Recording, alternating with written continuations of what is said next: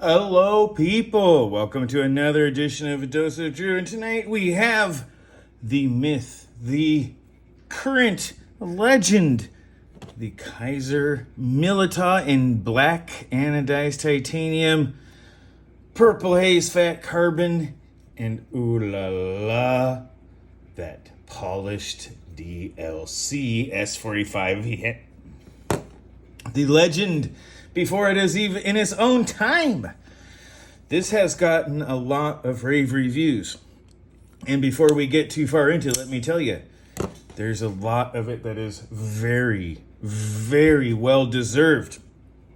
First things first, some empirical style measurements. Approximately tip to scale or handle just under 3.5 inches and just under 8 inches tip to tail. Pretty standard, decent, good size. About 3 3/8 on the blade, about 7 7/8 on the overall. Pretty good overall dimensions when it gets right down to it. And not only that, but we'll see just how hefty this boy is. We'll let her come in, bam. Blow some dust off there, see if we can get lower, just over 4 ounces. Pretty good for what I would consider to be a full-size titanium frame lock. It's fairly similar to a bolster lock in a way, you could say. But titanium frame lock, it's got some weight reduction and all that stuff in there, but man, just a whole lot of not too bad. Not super light, not super heavy, in a nice, solid, yet carryable, kind of at the max carryable for some lightweight clothes. A little too much for some super lightweight shorts, but not too much for some decently good nylon hiking pants. It's a real nice balance. In addition to that, we'll have a little bit of the blade thickness, 0.116 inches, not too bad. Let's see if we can actually get it behind the edge measurement here. Whew. About 16 thousandths. Sliding off, so about 16 to 16.5 thousandths behind the edge. Not too bad. Not too bad at all. Fairly good down the middle of the road bit. So as you can see, there's already marks on the DLC polish. This is not the cloth that came with it, but it's the one we're using for the moment. Because my goodness, that's just going to keep getting some attention, let me tell you. But let's get to the referential sizes here. Paramilitary 2 right there. Almost the same size, fair amount of hand space, quite a bit of blade length. That drop point is nice to look at. And the Para 3 lightweight in this case, yeah, quite a bit. Lots of hand space for such a squarish handle. They've managed to do a pretty good job of providing a fair amount of hand space. In fact, it is almost exactly similar to the Paramilitary 2 in overall hand space. Just want to make sure I can get that in there. Interesting choice. I'm not saying it's the same ergonomically. I'm just saying the space there is the same, or approximately the same. All right, and it is just a blur. And not just any leak, but random leak. Again, hand space. Very, very, very high. Cutting edge, very similar to the blur. Lots and lots to like about the proportions here. And to the blade shape and size, the Benchmade bug out. Ooh, look at that. Family resemblance? Maybe. Just a similarity enough for a very good blade style. It is not exactly the same, and there are important differences and similarities. And the Civivi Elementum, again, hand space, blade length, just killing it on these two. Nice in between. It has an ergonomic Goldilocks zone. And of course, here it is next to my Wiener. Though it may be longer and more square, my Wiener has more personality, curves, and has just a bit of thickness and panache. And that's all that matters in certain circumstances. In the meantime, this one is just straight and thick. But let's get to the damn nice criteria. You know it, the design, aesthetics, mechanics. This one may be a nicer, maybe not. Design, aesthetics, mechanics, noteworthy points, intended purpose, cost, value ratio, and expectations. And if it's nicer, requests. We'll get right to it. First things first, the design. It has a deceptively simple design. This relatively square, rounded rectangle, contoured titanium with enough thickness. See if I can get the light to shine. There's some, should be able to see the holes kind of in there. And there's a little bit on the back there. So there's some weight reduction going on. Pardon the AC. It's one of those days today. So yeah, there's all of this going. In fact, I'm going to turn that off before we have to worry about sound.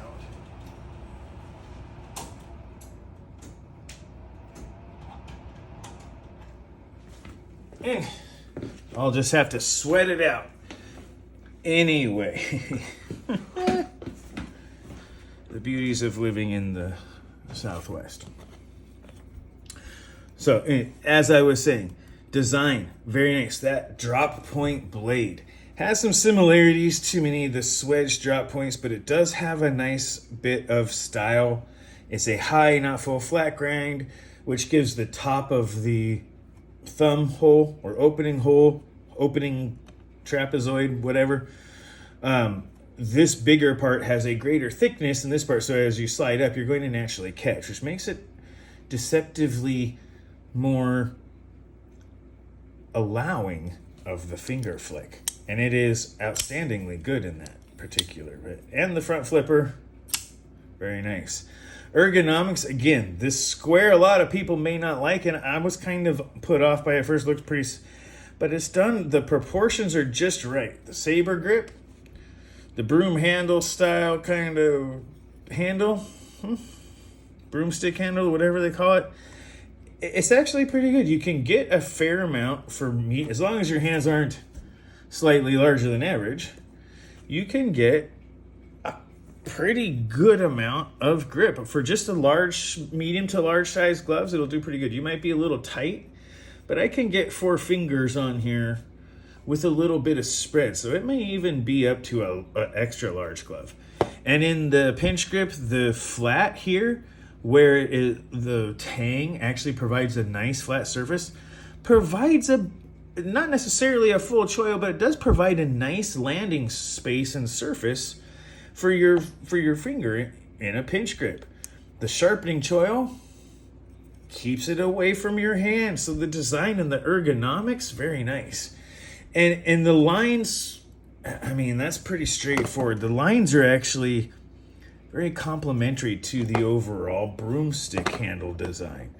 Straight clip, lots of screws kind of give it a bit of an industrial or a heavy-duty look while securing the carbon fiber and everything at the most vulnerable and valuable points at the corners where it can be thick and where it can be strongest and really hold it down. Fantastic little bits of design.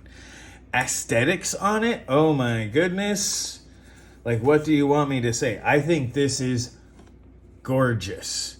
Absolutely beautiful. The purple haze, beautiful. The black and purple, all that chatoyance that comes with the dark matter carbon fiber.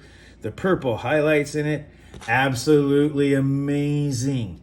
The black, kind of shiny. It's not fully orange peel, but it's got almost an orange peel texture under the anodizing. So it's like they anodized an orange peel and just kind of let the anodizing thicken up, giving it a polished orange peel almost texture. It's very fantastic. And then the coup de grace. Both the design, aesthetic, and mechanic parts of this are all there, and that is that S45VN blade. Because I'm going to say this for the first time now, and probably a dozen times in this review, that polished black DLC on the on any blade. Kizer, put this on everything. You'll sell them all. That is gorgeous.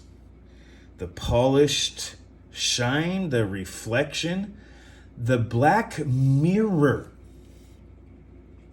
that becomes. The black mirror that polished DLC is. I mean, for real. That is incredible. And it looks great. It's also smooth. Like, it picks up grease. That's going to reduce friction. The carbon, diamond-like carbon, DLC, is a hard, very hard, diamond-like, strangely enough, it's in the name, coating. It can be used as a tempering step. And they do a fantastic job of the Kizer logo being in there, the S45VN. It is absolutely the style. Is that Styles, I believe, actually? Here, make sure you get, we'll turn right side up. The Styles design, or Styles design. And it's very stylish. Styles design, appropriate name. Not that you had much to pick in it, but well done. And that drop point blade is just there. And it is sharp. The execution of this is fantastic. It's not inexpensive. We'll get to that. But oh my goodness. You want to talk about nitpicky? Here's the worst nitpick I have about fit and finish. See that gap? And that gap? Yes, they are both about the same size. So the quality control on that is pretty good. The gaps around here are even, but they're a little large. Right? That's a noticeable gap that my fingernail can basically almost fit in. All of them are that size. So it's consistently that size. Like, it's intentionally that size. Probably to ensure quality control, you make it just a little bit smaller, and you know it'll fit. All of them are just a hair under, maybe a tenth or a quarter of a millimeter under. Maybe even half a millimeter. But it's just a little bit, right? Maybe it's a hundredth of an inch. Or a tenth of an inch. It's hard to say. But it's pretty darn good. That's really the biggest thing. Everything, but it's all consistent. It's not like there's one gap that's different than the other. The gaps are all consistently the same size. Quality control, as someone who's worked in a type thing and has some understanding of quality control processes, that's intentional and pretty darn good for what it is. Mechanics, it is drop shut and has been from the day I got it out of the box. There is, in fact, you got to keep your thumb way up there or it's going to drop on it. I have a couple of bites from getting used to it. You gotta do it way up top and it just drops.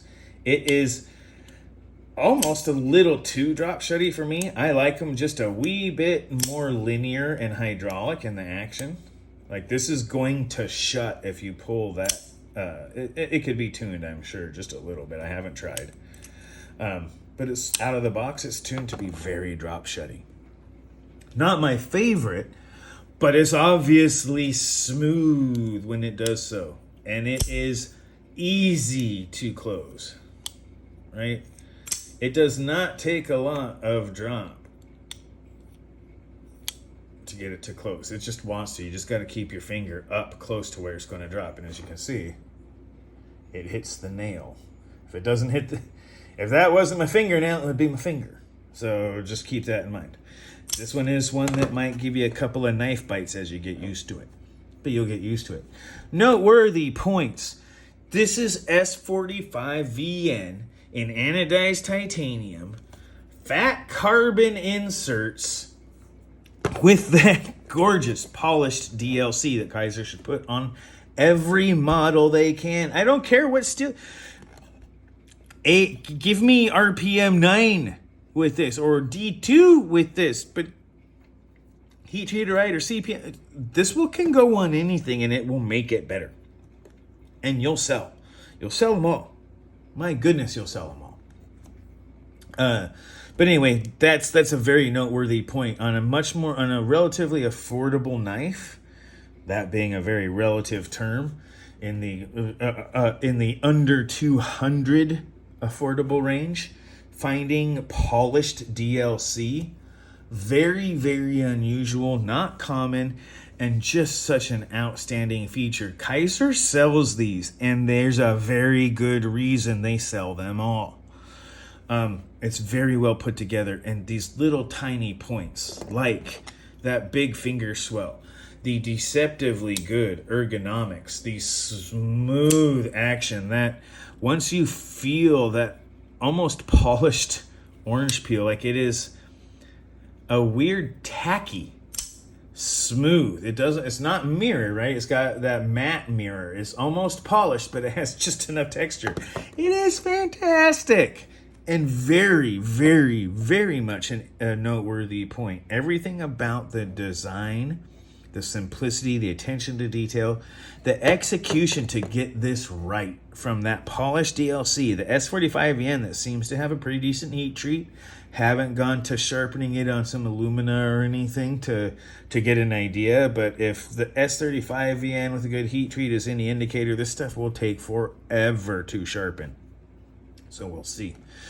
But yeah, my goodness, that's a lot of cool aesthetic and functional detail. I want to put that. It looks good, but every single bit of it also has a very functional detail, all the way down to the, let me see if I can get, look at the thickness of the carbon fiber where it's screwed. That's pretty cool.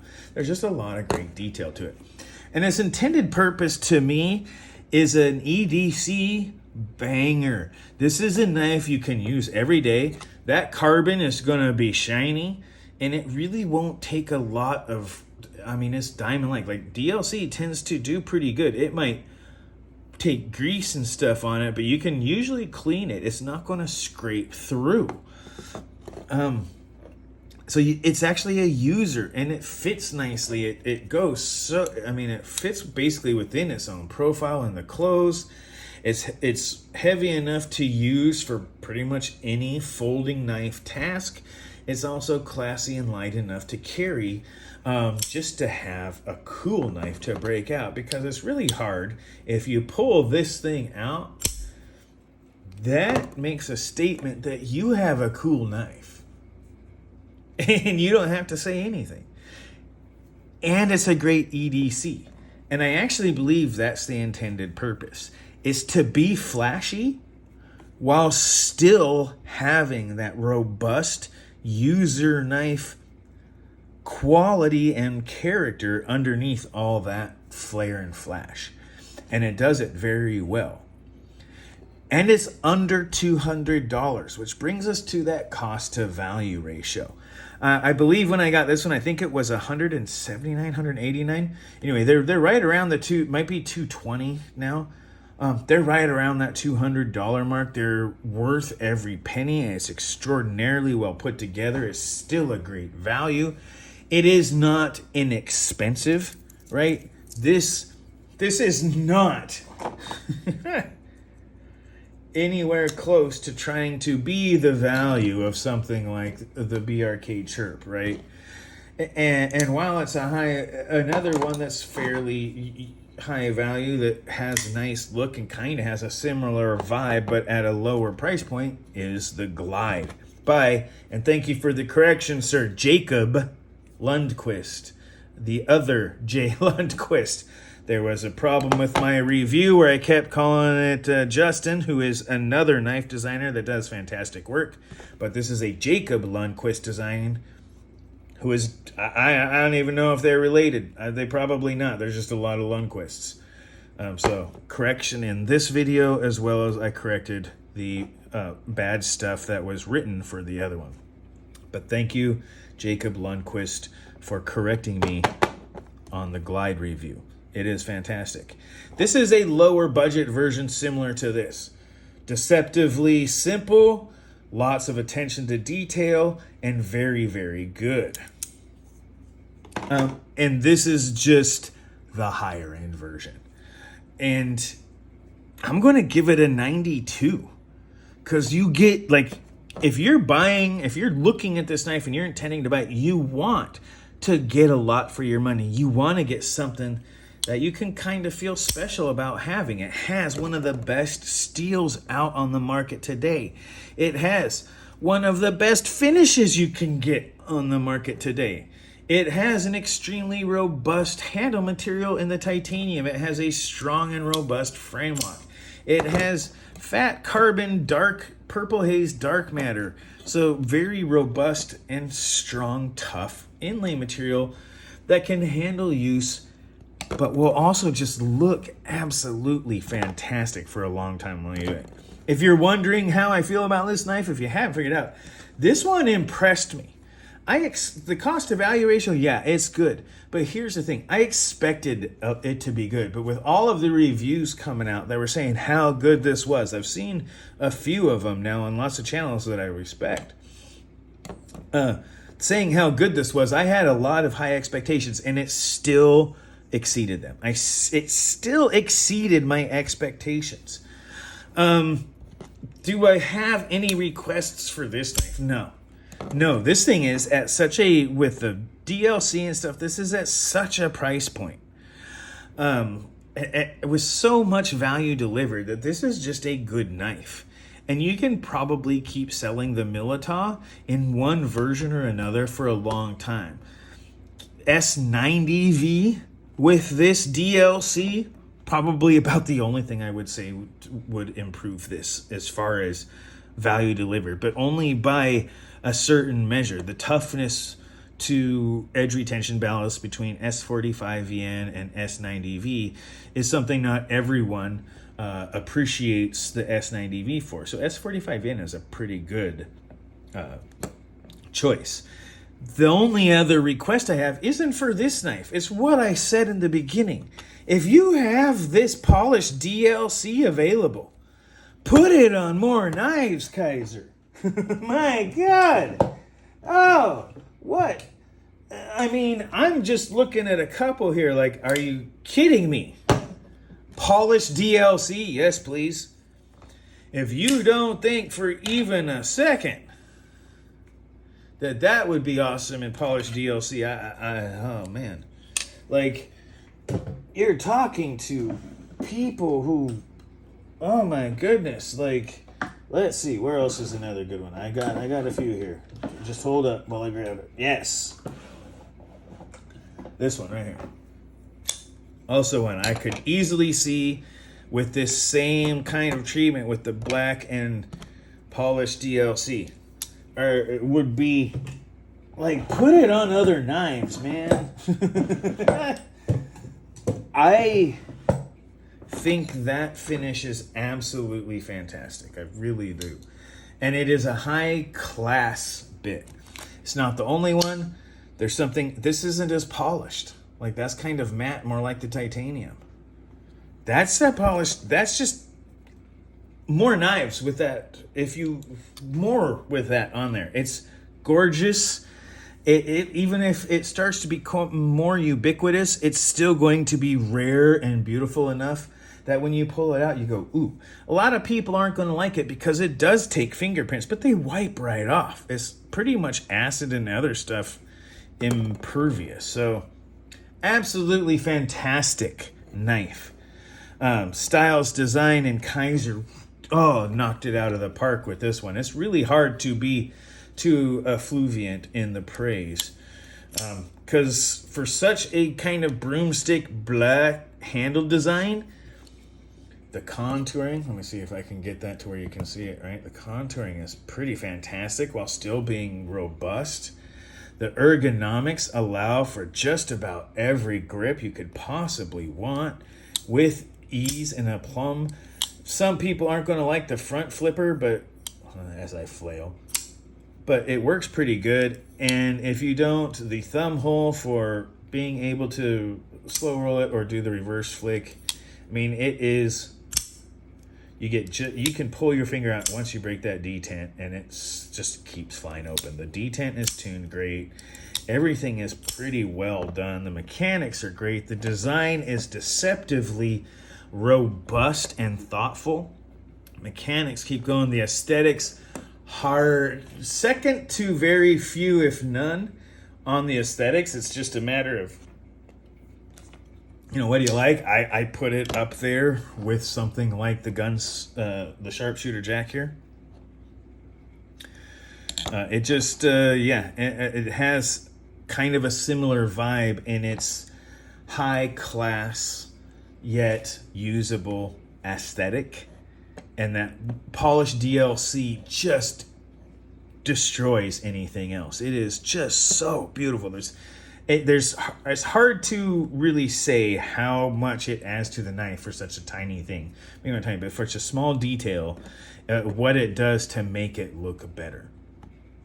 And of course, all of that makes it a noteworthy point. It's also a fantastic user-friendly and everyday carry. The EDC capabilities of this thing are just continuous. The DLC, though shiny, can get marked up. It is so fantastic. All it really takes usually is a little bit of a good wipe, and it will clean up nicely. Maybe tape or something will take a little bit of soap or just water, but it will usually clean up pretty good.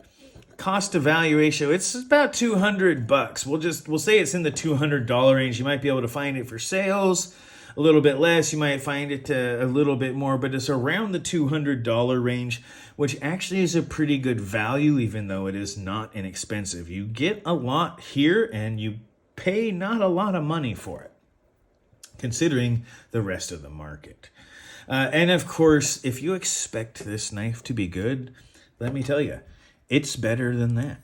It's probably better than you think it is. If you expect it to jump up and do tricks or anything like that, no. But for how relatively simple the design is, the number of features and details that make it just almost as instinctive to use.